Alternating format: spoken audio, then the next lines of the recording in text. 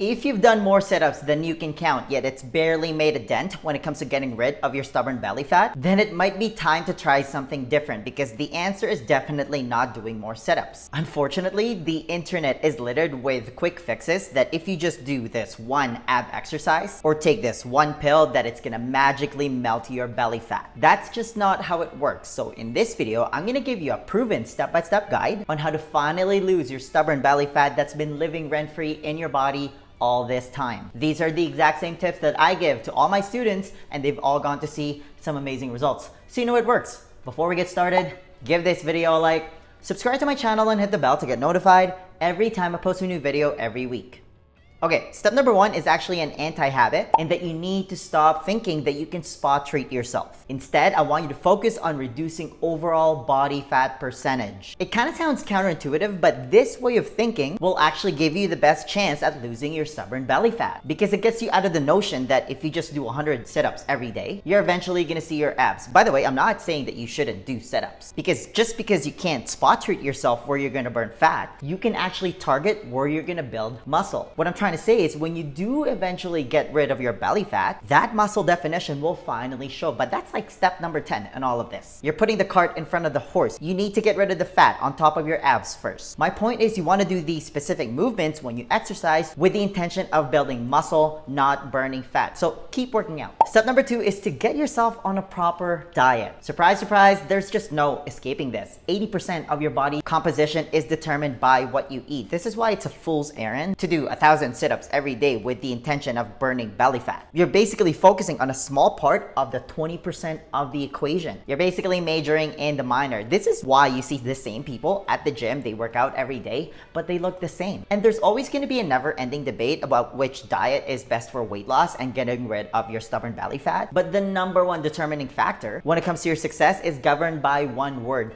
adherence. Can you stick to whatever diet you're following consistently? And this video isn't about arguing the minutia of different diets out there. You should check out this video if you want to know what I think is the best diet for weight loss. But hey, feel free to experiment for yourself. But whatever diet you end up following needs to promote metabolic flexibility. Otherwise, whatever initial results you end up getting won't be sustainable long term. For example, juice cleanses work at the beginning, but once you stop, you eventually put all the weight back on and then some. It's nothing more than an overpriced high sugar crash diet. What is metabolic flexibility, you ask? Well, metabolic flexibility is a state where your body is easily able to tap into your fat stores and burn it for energy in between meals. That is it. That is the secret of getting rid of your belly fat. Not this magic exercise or diet plan that Joe Blow is selling on the internet. And you achieve metabolic flexibility by eating a diet that moderates your insulin levels. Insulin is your storing hormone. A lot of experts consider insulin the master hormone in your body because it's the hormone that controls your body weight. You want to do your best to keep it moderated at all times, because if your insulin levels are high,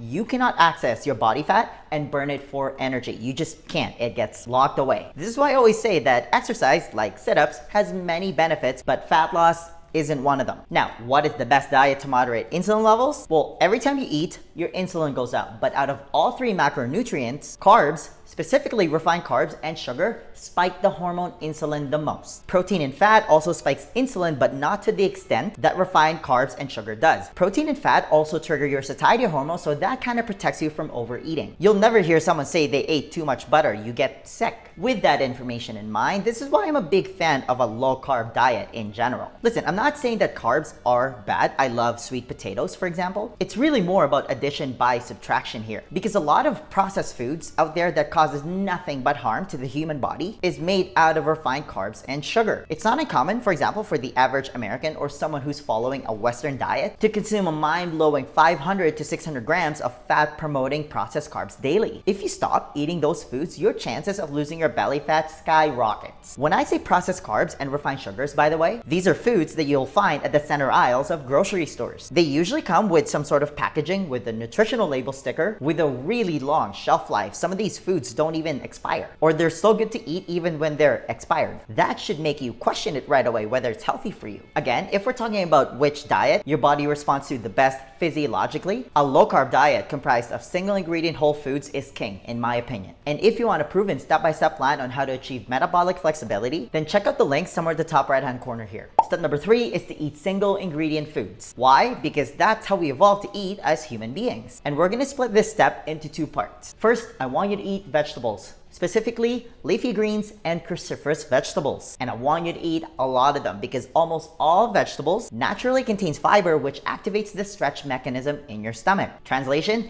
it allows you to feel fuller longer. Leafy greens and cruciferous vegetables are also naturally low in carbs, so it keeps your insulin levels moderated when you eat them. You don't have this huge spike compared to eating white bread or French fries, for example. It also naturally keeps your calories in check so you can stay on a deficit. It's basically the best bang for your nutrition buck. The second part of our single ingredient food tip is that make sure you're always eating enough protein. Protein gets broken down into essential amino acids, which is the building block of life. To make things simple, you need adequate protein in your diet to lose belly fat and be healthy. Protein also activates PYY, which is one of your key satiety hormones, helping you feel fuller longer. Protein can also help increase energy expenditure during digestion because of its thermic effect. All that means is that your body has to burn extra energy when it's digesting a piece of steak versus eating a bag of Doritos, for example. A good rule of thumb when it comes to optimal protein intake is to eat 0.7 grams per pound of lean body mass. Next, let's talk more about the concept of addition by subtraction. But before we continue, make sure you're smashing that like button, subscribe, and hit the bell if you're new. It really helps support my channel. Step number 4 is to cut out as much sugar as you can from your diet. I've mentioned this many times in a lot of my videos that I love cheesecake and carrot cake. But desserts and other types of sweets can't be part of your daily diet if you want any chance of losing your belly fat. It's the same thing with sweetened beverages like pop and energy drinks. Juice is also suspect here. You're basically drinking a can of Coke with some vitamins when you drink that stuff. This is why I always say that what you stop doing has far more impact to your health than what you start doing. Addition by subtraction. I agree, dessert and sugary drinks taste good, but they're nothing but empty calories. They're devoid of all nutrients, they're extremely insulinogenic, with nothing to slow down the rate of absorption once it enters your body because it doesn't contain fat, protein, or fiber. Insulinogenic means fattening, by the way, in case you're wondering. If we're talking about the lesser of two evils, for example, this is why ice cream is better than Skittles. They both contain sugar, but ice cream gets the advantage because it also contains fat and protein, and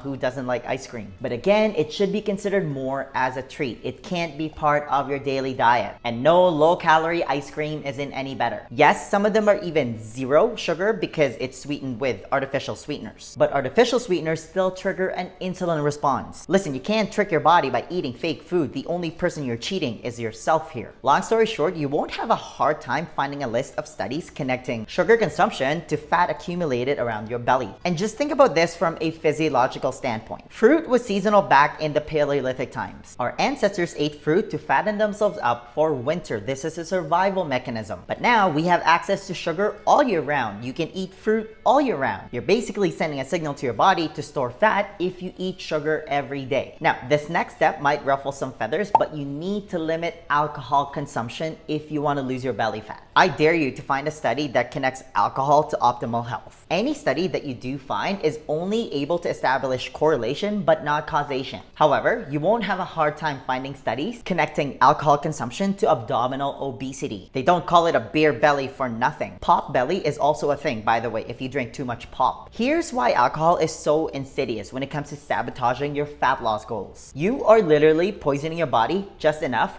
when you drink alcohol. That's why you get the buzz. If you drink too much, that's when you get blackout drunk. Here's how your body responds to this stuff. Alcohol, in the form of ethanol, is known as the first to burn calories because your body has to prioritize metabolizing this poison you just drank, which then inadvertently pauses the burning of all other calories. So if you eat and drink at the same time, your body has to prioritize metabolizing the alcohol calories first so you don't die, which means the calories from food immediately get stored as body fat, more likely than not around your belly, but and thighs. And from a social standpoint, we normally don't make the best food decisions when alcohol is involved. Like, nobody craves broccoli when they're drunk. The next logical step is usually McDonald's. And I'm not saying that you should never drink, but it should be treated in the same category as dessert. It should be considered more as a treat and should be left for special occasions. And when you do drink, stay away from mixed sugary drinks and go for hard liquor instead, like vodka or tequila. You can mix it with soda water or you can just drink it straight up. If you like wine, go for dry red wine because it has the least amount of sugar. Step number 6 is to manage your stress levels. Stress is just a part of life, but you want to do your best to manage it as best as you can because your body treats all types of stress the same way, whether it's stress from work, a bad relationship, financial problems, or exercise. Your body responds the same way. It activates cortisol, which is your fight or flight hormone, and one of its main jobs is to flood your body with glucose so you have usable energy to fight or flight. When you exercise, you have a way to burn off all that extra glucose in your system. But if you're always constantly stressed from life with no way to burn it off, all that extra glucose gets stored specifically around your belly. One of the best ways to manage stress is actually my next tip. Go for a walk. If you've been following my channel, you'll know that I'm a big proponent of walking, specifically getting 10,000 steps spread throughout the day for 2 reasons. Number 1, it forces you to move your body and you avoid prolonged periods where you're completely sedentary. And I don't think you need me to tell you that living a sedentary lifestyle and obesity go hand in hand. Number 2,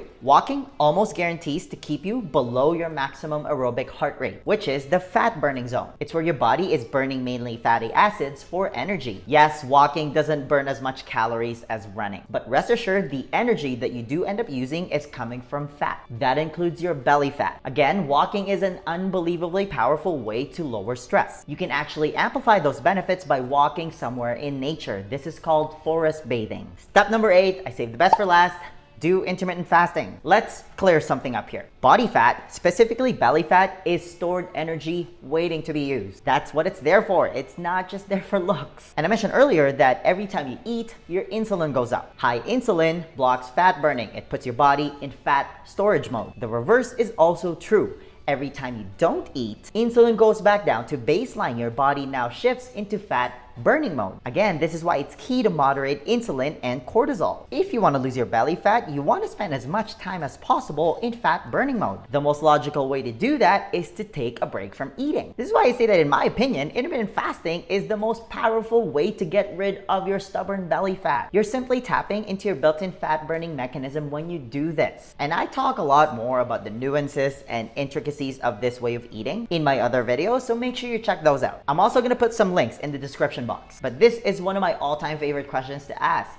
What do you think will happen if you took a break from eating? You're gonna lose weight, a lot of weight, specifically body fat. Fasting is also muscle sparing, contrary to the popular myth that it burns muscle. It doesn't. Unless you had 5% body fat, you have nothing to worry about. My point here is that your body is extremely smart. It knows what to do. Trust me when I say that it does not want to carry excess fat around your belly. Your default factory setting is lean and healthy. So it's really all about putting your body in the best position possible to thrive and tap into your built-in fat burning mechanism. And if you follow all the steps I just laid out for you, it's not gonna be a matter of if you're gonna lose your belly fat, it's only a matter of when. You just need to give it some time. The next question then becomes, how are you actually supposed to eat if you want to lose weight? Because here's the thing, 80% of your body composition is determined by your diet. You can't just freestyle this part. Do you have a proven plan that you can follow? To help you with that, I want to give you a free copy of my lean body blueprint. This is how I melted all the fat around my stomach without depriving myself of my favorite foods or wasting hours at the gym. It's a simple 4-step process specifically designed for busy professionals, and it's the exact same blueprint that I teach to all my private coaching clients, and they've all gone to see some amazing results. If you want to be the next success story, then download your free copy of the Lean Body Blueprint right now. There's going to be a link somewhere at the top here or in the description box. Just click on it, type in your email, and I'll send it to you right away. All right, that's all I've got. Give this video a thumbs up if you enjoyed it and share it with your friends. Please subscribe to my channel if you haven't already. I post a new video every week. And hey, leave a comment below if you have any questions about this video. Thanks for watching, and I'll see you in the next video. Virtual high five.